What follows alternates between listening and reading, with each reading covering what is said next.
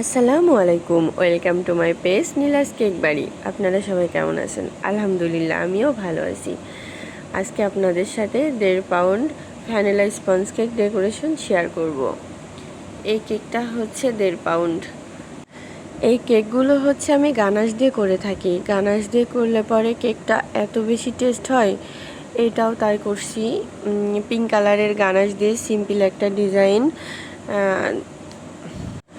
অন্য ডিজাইন দিয়ে কেকগুলো করলেও হচ্ছে যে সুন্দর দেখায়, তবে আমার কাছে গানাশের কেকগুলো একটু বেশি ভালো লাগে, বেশি টেস্ট লাগে। তো আমি কেকটা রেডি করে নিয়ে স্লাইস করে কেটে হচ্ছে যে ক্রিম দিয়ে মাঝের লেয়ারে ক্রিম দিয়ে সুগার সিরাপ দিয়ে ক্রাম কোট করে ফ্রিজে রেখে দিয়েছিলাম। কিছু সময় সেট হওয়ার জন্য ফ্রিজে রেখে তারপরে বের করে ফাইনাল ফিনিশিংটা দেব। এটা আমি ফাইনাল ফিনিশিং দেওয়ার জন্য ক্রিম লাগায়ে নিচ্ছি। ক্রিমটা দেওয়া হয়ে গেলে ফাইনাল ফিনিশিংটা টানবো।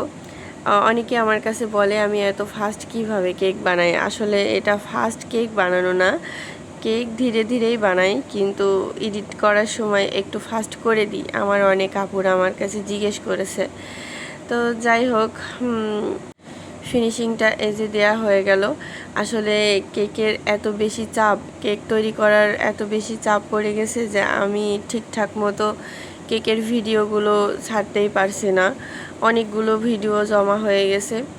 আবার কাজ যখন আসে তখন একবারে 4-5টা কেকের কাজ আসে, যার কারণে অনেক সময় সিম্পল ডেকোরেশন দিয়েই আমার সারতে হয়।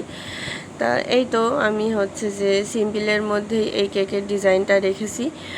উপর থেকে গানাশ দিয়ে শুধুমাত্র কদম নজল দিয়ে আমি এই ডিজাইনটা করে দিচ্ছি।